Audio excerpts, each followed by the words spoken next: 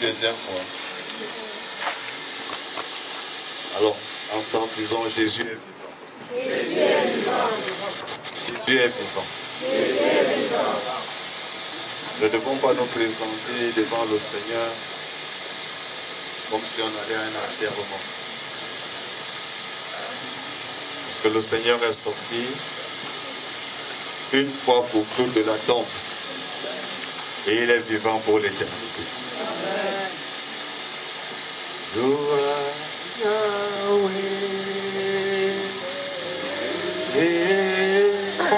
You are Yahweh. You are Yahweh. You are Yahweh. You are Yahweh. Alpha and Omega. You are Yahweh. You are Yahweh. You are Yahweh. You are Yahweh.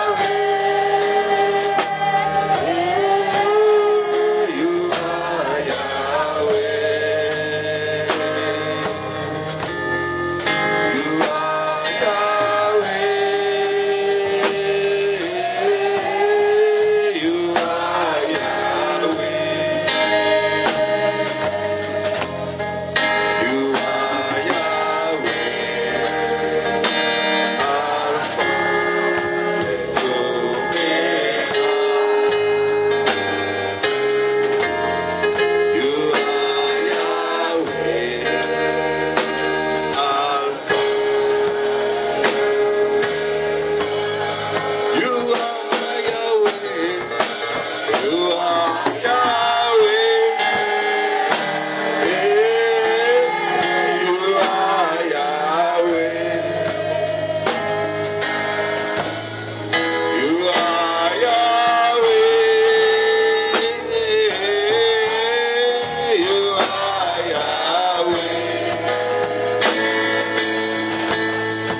You are Yahweh. Alpha, Omega. You are Yahweh.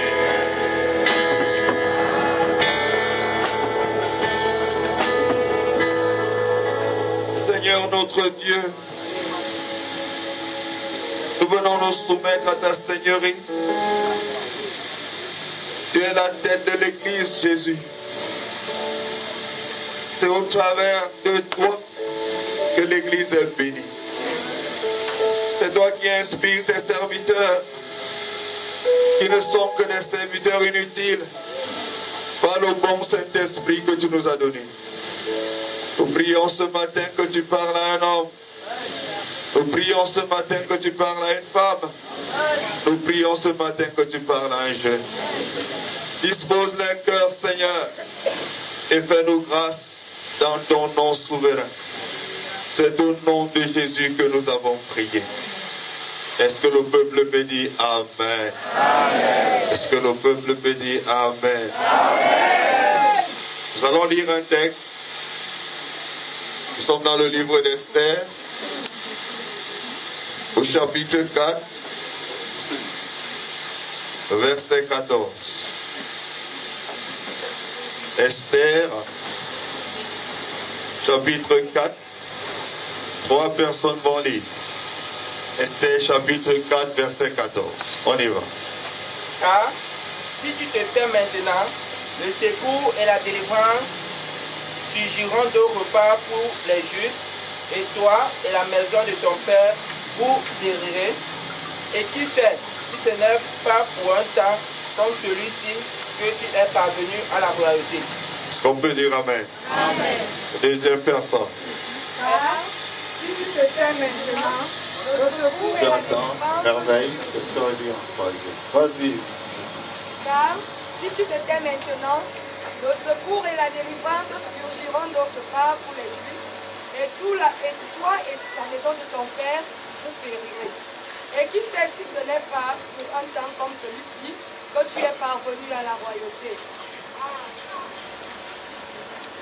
Car si tu te tiens maintenant, le secours et la délivrance surgiront d'autre part pour les Juifs. Et toi et la maison de ton père, vous périrez. Et qui sait si ce n'est pas pour un temps comme celui-ci que tu es parvenu à la royauté. Est-ce qu'on peut dire Amen? Amen. Je voudrais parler ce matin du processus. Le processus de Dieu. La façon dont Dieu travaille pour nous porter à perfection. La façon dont Dieu travaille pour nous rendre aptes à accomplir une tâche. La façon dont Dieu travaille pour nous rendre prêts pour les grands défis. Dis avec moi le processus. Dis avec moi le processus. Le processus divin, c'est la façon dont Dieu travaille. Il y a beaucoup de frères, beaucoup de sœurs qui viennent souvent nous voir et nous disent qu'ils ne comprennent plus leur vie. Ils ne savent pas ce qui leur arrive. D'autres disent que leur vie est très compliquée. Ils ne savent pas pourquoi les choses sont toujours dures. Il y a quelqu'un qui m'a dit un jour, quand je n'avais pas encore cru, les choses allaient bien. Mais depuis que j'ai cru, tout est devenu compliqué. Je lui ai dit, c'est normal. Je crois que l'Église a besoin d'être enseignée sur les voies de l'Éternel. Quelqu'un peut dire Amen? Amen. Sur les voies de l'Éternel. Le texte que nous avons lu ce matin, ou alors le verset que nous avons lu ce matin, nous parle d'une jeune femme nommée Esther. Je prie que la grâce qui est attachée à ce nom soit celui, ou alors celle d'Esther et Élie ce matin au nom de Jésus. Amen. Esther était une jeune femme qui est parvenue à la royauté. Le texte que nous avons lu nous fait comprendre qu'elle ne savait même pas pourquoi elle était arrivée à la royauté. Elle n'avait pas compris jusqu'à ce que Mardochée, son père, son tuteur lui parle qu'elle était un instrument de Dieu qui était passé par un processus pour accomplir une mission. Beaucoup de fidèles sont ainsi. Ils viennent à l'église, ils lisent la Bible, ils prient, mais ils ne savent pas concrètement quelle est la trajectoire de leur vie. Ils ne savent pas concrètement qu'est-ce que le Seigneur veut faire avec eux. Esther était comme ça. C'est une fille qui était orpheline. Je voudrais te dire que la Bible nous dit que Dieu choisit les choses les plus insignifiantes. J'avais prêché un jour sur le thème l'alpha et l'oméga. Quand Dieu veut commencer quelque chose dans une vie, quand Dieu veut commencer quelque chose pour une génération, il ne regarde pas à la manière des hommes.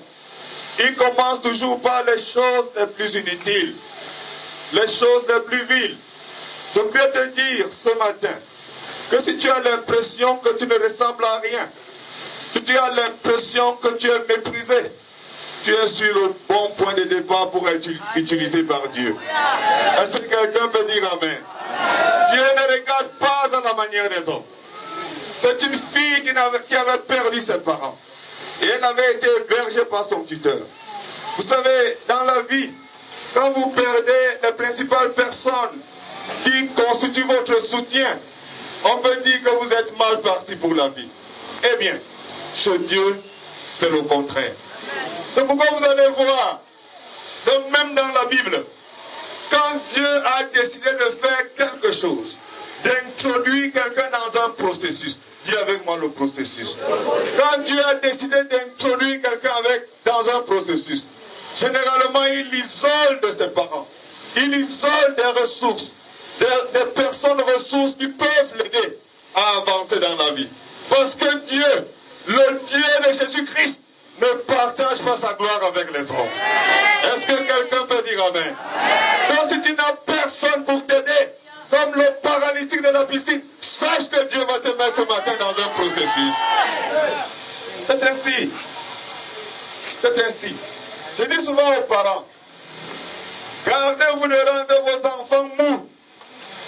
Ne donnez pas aux enfants tout ce qu'ils veulent. Ne facilitez pas la vie aux enfants à l'extrême. Vous allez tuer la capacité qui réside en eux d'affronter les défis. Si vous leur donnez tout, vous allez les tuer pour la vie. Et le jour où vous ne serez plus là, ils seront perdus pour toujours. Esther avait perdu ses parents. Et pour elle, c'était comme si tout était arrêté. Quand vous regardez, vous vous dites une jeune fille, peut-être de 16, 15, 14, 15, 16, 16, 17 ans, qui a perdu son père, qui a perdu sa mère. La question qu'on peut se poser à cet instant précis, c'est qu'est-ce qui va lui arriver? Qui va en prendre soin? Mais c'est justement ce qui qualifie Esther pour entrer dans le processus de Dieu. Vous allez prendre Joseph, le jeune Joseph. Il avait un problème grave qui empêchait à Dieu de travailler avec lui de façon profonde. Ce problème grave, c'était l'amour de son père. Aussi longtemps qu'il était à côté de ce père, qu'il l'aimait, qu'il le choyait, qu'il le protégeait, Dieu ne pouvait pas faire grand chose avec lui. Et vous savez ce que Dieu a organisé pour le mettre dans le processus. Jeune gentil, je suis dans le processus. Je suis dans le processus. Dieu l'a dispersé. Il l'a envoyé là où les choses sont dures. Il l'a envoyé à l'école de la formation. Il l'a envoyé parce que Dieu est un potier. Dieu est un potier qui nous moule. Et il nous moule généralement dans le défi, dans la difficulté, dans les épreuves, dans les situations, afin que le caractère du vainqueur sorte en nous. Et c'est ce caractère qui nous rend capables de servir Dieu à un certain niveau. Amen. Si ce caractère ne sort pas, vous savez, il y a une histoire dans le livre de Gédéon. Dieu dit à Gédéon que c'est par lui qui va délivrer le peuple d'Israël. Et il demande à Gédéon de constituer une armée. Et Gédéon constitue une armée, si je cite comme ça de mémoire, si ma mémoire est bonne, de 30 000 hommes. Et il doit affronter une armée qui a plus de 200 000 hommes. Ils ne sont que 30 000. Dieu dit non, j'ai un problème. Parce que je veux t'introduire dans un processus de vainqueur. Mais si tu vas avec ces 300 ou alors ces 30 000 personnes, la gloire risque de revenir à qui? Hein? La gloire risque de revenir à qui? Amène-les au niveau du fleuve. On va procéder à une sélection. On va voir celui qui a le caractère, celui qui peut faire face à la difficulté. Refusez la facilité au nom de Jésus. Amen. Refusez la facilité au nom de Jésus. Amen. Si ta vie est dure, tu es qualifié pour le plan de Dieu. Ah, yes. Et Gédéon va observer, Dieu lui dit observe bien. Il y aura deux attitudes possibles. Il y a des gens qui vont tout déposer, tellement ils avaient soif, et qui vont tomber comme des chiens dans l'eau. Et il y aura des gens qui, tout en buvant l'eau, vont garder un certain nombre de précautions. Tu vas éliminer tous ceux qui vont tomber dans l'eau sans discernement. Alléluia. C'est comme ça que Gédéon se retrouve avec une armée de 300 personnes. Il les limite. Parce qu'avec Dieu, j'ai toujours dit, une personne avec Dieu constitue la majorité. Amen. Alléluia. Amen. Esther, c'est quelqu'un qui perd ses parents. Mais cette perte la qualifie pour entrer dans un processus. Son oncle la récupère. Son oncle est un homme pieux. Un homme qui craint Dieu. Un homme qui ne fait pas de compromis. Lui-même, il ne sait pas qu'il y a un grand destin qui pèse sur cette fille. Il ne sait pas ce que Dieu a caché dans la vie de cette femme. Je prie que Dieu te révèle ce qu'il a caché dans ta vie ce matin. Au nom de Jésus. Alléluia. Un jour, je travaillais à l'école primaire. J'aime prêcher la grandeur de Dieu. Amen. J'aime prêcher sa sagesse. Parce que j'ai grandi comme un orphelin. De tous les enfants de mes parents, je suis celui qui a le plus souffert et celui qui a grandi comme ça à l'ombre de la main de Dieu. Alors un jour, j'enseignais à l'école primaire au cours élémentaire 2. Je gagnais 30 000 francs. Et je rentrais chez moi sous le soleil. Je marchais à pied avec la poussière. Et puis j'entends une voix qui me dit, tu es dans un processus. Un processus. La voix me dit, non Jacques, donne-moi 15 ans de ta vie. Donne-moi 15 ans. Dans 15 ans, tu vas te regarder, tu ne te reconnaîtras plus. Je voudrais dire à quelqu'un que donne un peu de temps à Dieu. Amen. Regarde avec moi. Amen. Donne un peu de temps à Dieu. Amen. Tu vas te regarder dans un miroir, tu diras, ce n'est pas moi. Parce que Dieu met les gens dans un processus. Esther se retrouve chez Mardoché. Mais il y a une chose qui est importante, que je veux relever ici. La Bible dit que cette jeune fille était obéissante et soumise. Il y a un caractère que Dieu recherche. Il y a un caractère que Dieu veut. Il y a beaucoup de gens qui combattent contre le processus parce qu'ils ont le caractère de Jonas. Il y a des gens qui discutent tout avec Dieu. Ils combattent avec Dieu jour et nuit. Quand il dort affamé, c'est un problème. Quand il est dans l'épreuve, c'est un problème. Quand il est mis en difficulté, c'est un problème. L'église, dans l'église, il y a des gens qui se querellent avec Dieu jour et nuit.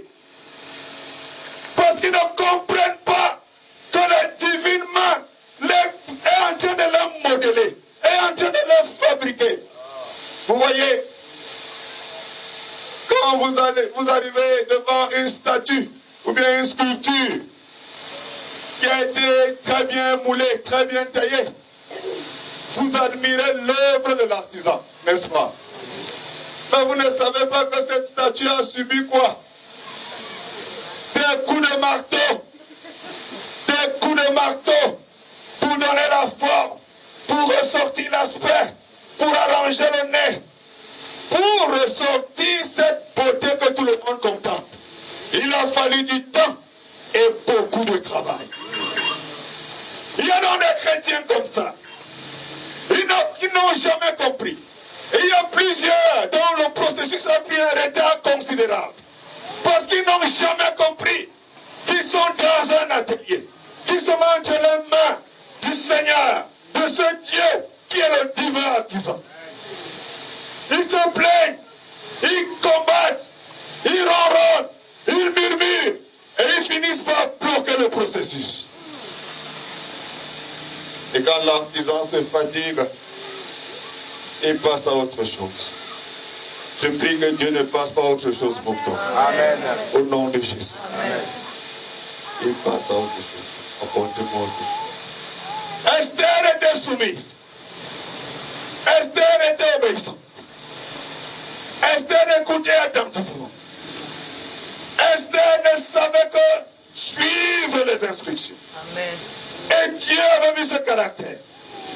Vous allez voir qu'il y a quelque chose de très important chez Dieu. Dieu ne négocie jamais avec le caractère. Ah oui.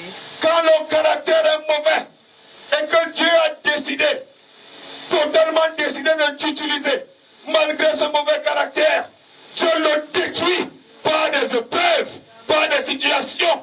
Dieu le brise. Dieu n'accepte pas le mauvais caractère. Dieu ne négocie pas avec le mauvais caractère. Donc si vous avez un problème de caractère, allez pleurer devant Dieu. Sinon vous allez bloquer le processus. Ça traîne. Il y a des gens qui sont là au même point des années. C'est le caractère. Quand vous voulez vous amener un enfant, dans un salon de coiffure, ça m'amuse souvent quand je vois les enfants. Ils ne sont pas habitués à la tondeuse. On met ici, il crie. On met là-bas, il crie. Il s'agite. Finalement, le coiffeur fait quoi? Hein? Ouais. Compliqué, on met d'abord celui-là à côté. On dit, est-ce qu'il y a un attendant qui se calme? C'est de la même façon que Dieu pose. Que Dieu t'aide à avoir un caractère acceptable. Alléluia. Au nom de Jésus. Amen.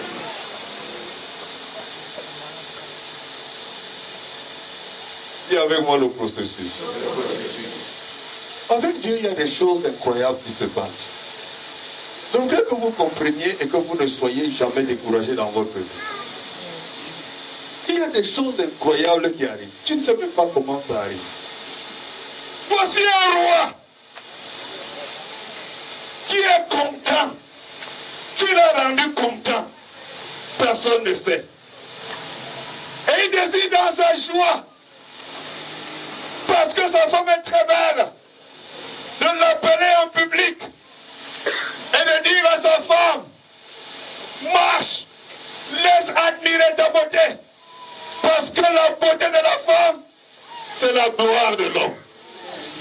Le roi est là, il regarde, il dit viens, il appelle la reine Vasti, mais la reine Vasti fait comment? Elle refuse. Qu'est-ce qui se passe dans le plan de Dieu?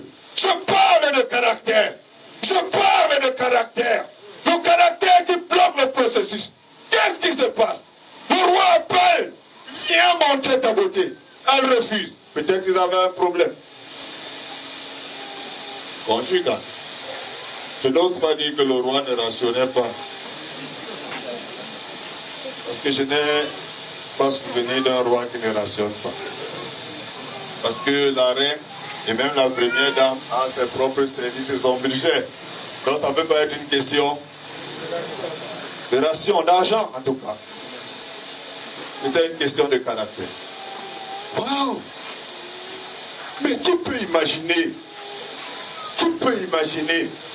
que derrière cette humeur de femme se cache le plan?